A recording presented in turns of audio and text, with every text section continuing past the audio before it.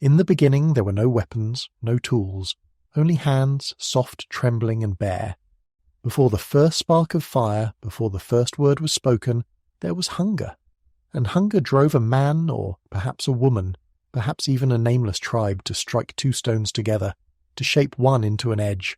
That moment, small and forgotten in the dust of prehistory, changed the destiny of the human race forever. It was the birth of the knife, and with it, the birth of power. 1. The world before the blade. Imagine Earth before civilization. Before walls, before kings, before gods. A cold, endless wilderness filled with teeth and claws, where survival wasn't a right, it was a battle fought every sunrise. Our ancestors lived not as masters of nature, but as prey among predators. They scavenged, they hid, they endured. Their bones broke easily, their skin tore like paper. Every day was a reminder that nature was merciless and man was fragile. But inside that fragility was something new, not claws, not fangs, something more dangerous, curiosity. The human mind, restless and hungry, refused to accept its weakness. When a sharp piece of obsidian sliced open a hand, some ran from the pain, but one stayed. He looked at the blood, the gleam of stone, and wondered what else it could cut. That thought was the first blade. 2. The birth of intention. The first knife was not beautiful. It was not balanced or symmetrical. It was ugly, crude, and unpredictable, but it was intentional. For the first time in the history of life, a creature didn't just use the world, it shaped it. He found the right rock, hit it just so, and saw a sliver of sharpness appear. He tried again, refining, learning, failing. Each strike carried an idea, control. Archaeologists today call them flake tools or hand axes, but back then they were something far more sacred. They were hope made solid. That first maker probably didn't think of himself as an inventor. He wasn't seeking glory. He wasn't imagining the countless tools, weapons, and machines that would follow. He was hungry. He was cold. He was desperate. Necessity was his teacher, and survival his only art form. But with every cut, every strike of stone on stone, he was doing something no creature had done before. He was improving reality. 3. The edge between life and death. With the knife came a new kind of power, the power to divide. It divided flesh from bone, hide from meat, safety from danger. It divided life itself into before and after. Before the knife, humans waited for lions to finish their meal before scavenging the leftovers. After the knife, humans carved their own food, their own shelters, their own destiny. And yet the knife did more than feed the body. It fed the mind. Cutting became thinking. Shaping became planning. Every time that first craftsman struck stone, he wasn't just making a tool, he was sharpening thought itself. The brain and the blade evolved together. Hands became more skillful, eyes more precise, minds more patient. From simple flakes came spears, scrapers, arrowheads, and art. The knife was the first teacher of precision and of consequence, because one mistake could draw blood, and in that pain, humanity learned respect for creation. 4. The Maker's World. We will never know his name, we will never hear his voice or see his face, but we can imagine him. He lived in a world of silence and fear, under skies heavy with ash and storm. Fire was still a mystery, lightning still a god. He moved through forests of predators, where every shadow could kill. Maybe he lived with a small tribe, maybe he was an outcast, but one thing is certain, he was different. While others gathered fruit or chased wounded prey, he lingered by the riverbank. He watched how stones split when struck. He studied the gleam of flint in the sun. He began to see shapes in the chaos, edges in the randomness, and then one day, with a single strike, the world opened up. The stone shattered and a perfect edge glinted back at him. In that moment, for the first time, humanity looked at nature and said, "I can change you." It was a quiet revolution, but it echoed louder than thunder. 5. fire and flesh.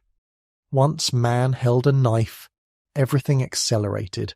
Meat could be cut thinner, cooked faster. Fur could be stripped from bone, turned into clothing.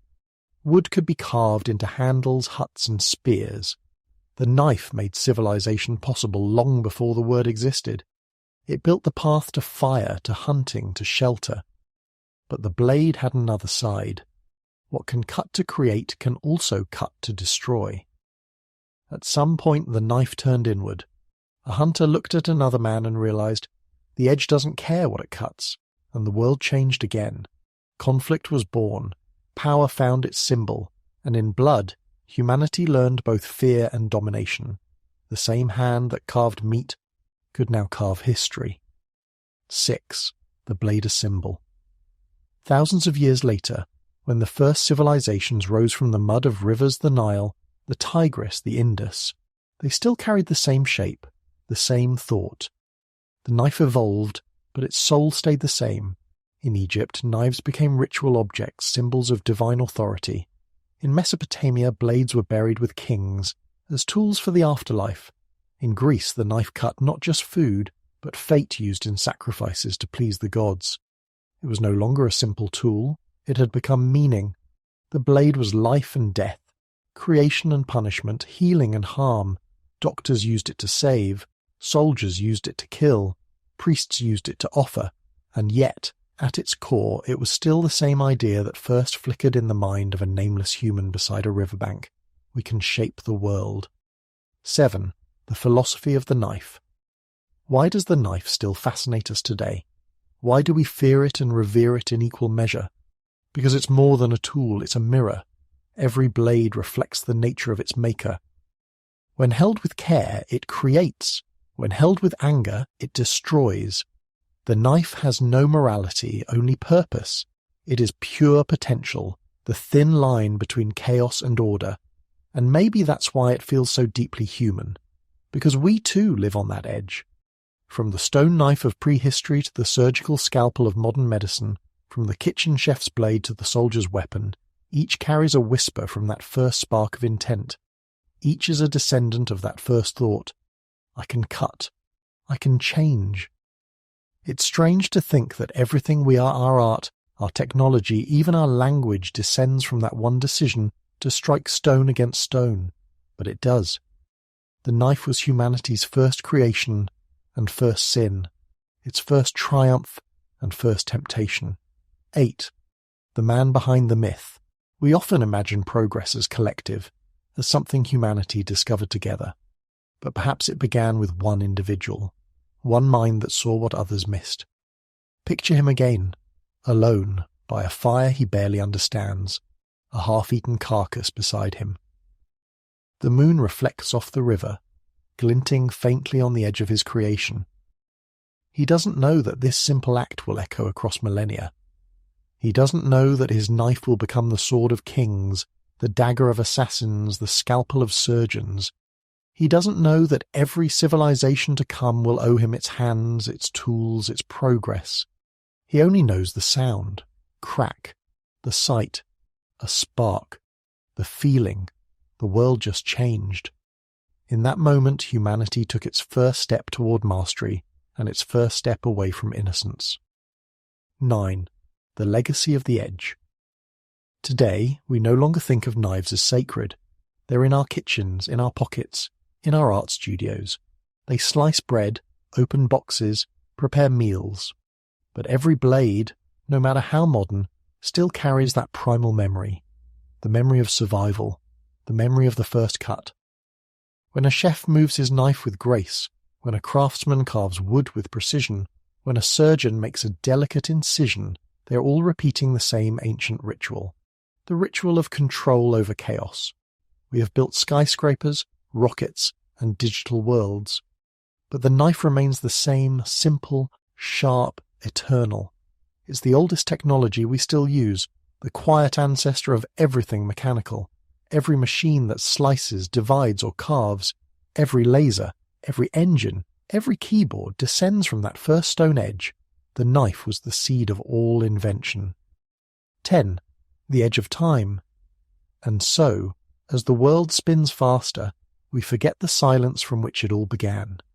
We forget the nameless hands that first dared to shape stone, but if you hold a knife, just hold it for a moment and look at the edge, you can almost feel it. The echo of that first spark, the heartbeat of the first craftsman, he lives in every gesture of creation, in every risk, in every act of will. Because the knife was never just about survival, it was about becoming human, the edge between life and death, fear and mastery, nature and thought. That edge still defines us, and perhaps that's the greatest irony of all. The first man who made the knife gave us power not just to cut the world apart, but to shape it, to imagine it, to love it, and in the end to destroy it. He disappeared into the dust of history, his bones long since turned to stone. But his thought, the thought that matter could be changed by will still cuts through the ages. Every invention, every discovery, every creation began with a single, simple gesture. A strike of stone, a flash of sharpness, a decision to act. That was the moment humanity stopped waiting for evolution and began to make it.